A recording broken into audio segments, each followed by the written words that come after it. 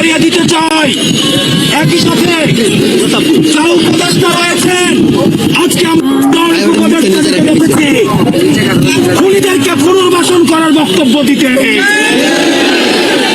আমরা সেই সব উপদেষ্টাদেরকে মনে করিয়ে দিতে চাই, ছাত্র জনতার অভ্যুত্থানের মধ্য দিয়ে আপনি উপদেষ্টা হয়েছেন।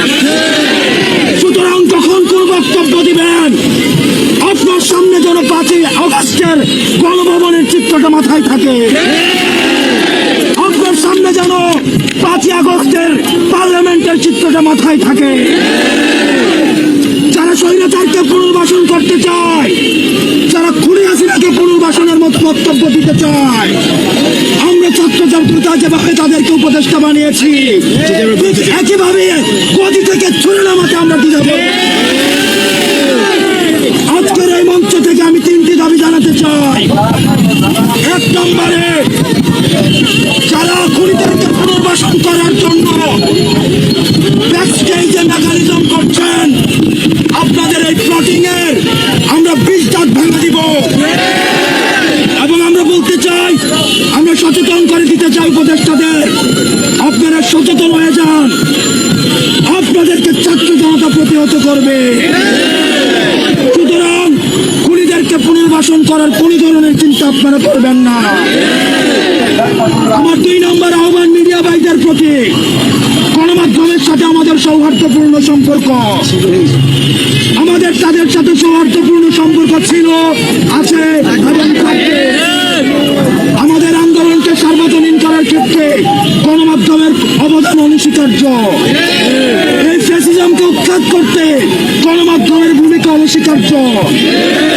কিন্তু আমরা দেখতে পাচ্ছি কিছু কিছু গণমাধ্যম খুনিদের পুনর্বাসনের ষড়যন্ত্রে লিপ্ত হচ্ছে।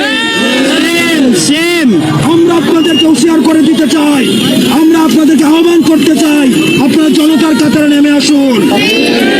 অথবা দেখা যাবে অনেক গণমাধ্যম কর্মীরা শেষ দিকে এসে তাদের বুমের মধ্যে তাদের যে মাইকটি থাকে সেখানে তারা নেমপ্লেটটা লাগিয়ে জনতার কাতারে নেমে আসতে পারেনি। সুতরাং আপনাদের জন্য সেই ভবিষ্যৎ না হয়। সর্বশেষ বলতে চাই, আন্তর্জাতিক অপরাধ ট্রাইব্যুনালে খুনি হাসিনাকে প্রধান আসামি করে এবং অন্যান্য যারা তার সহযোগী ছিল, এই ফ্যাসিজমের যারা ফুড সোলজার ছিল, তাদেরকে আসামি করে এই অন্তর্বর্তীকালীন সরকারের কাছে আমরা দাবি করছি, খুনি হাসিনাকে আসামি করে আন্তর্জাতিক অপরাধ ট্রাইব্যুনালে মামলা দায়ের করতে হবে। রক্তের দাগ এখনো শুকায় না, বাতাসে রক্তের গন্ধ এখনো যায় না, মেডিকেল আহতরা কাতরাচ্ছে। সুতরাং আপনাদের স্পর্ধা হয় কিভাবে আপনারা জনতাকে অস্বীকার করে খুনিদেরকে পুনর্বাসন করবেন?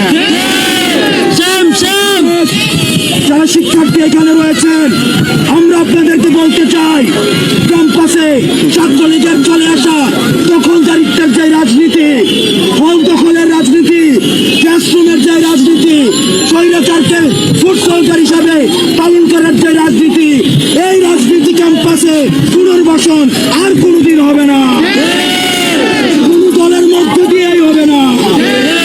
আমাদের এখন বিক্ষোভ মিছিল আমাদের এই রাজু ভাস্কর্য থেকে শুরু হবে।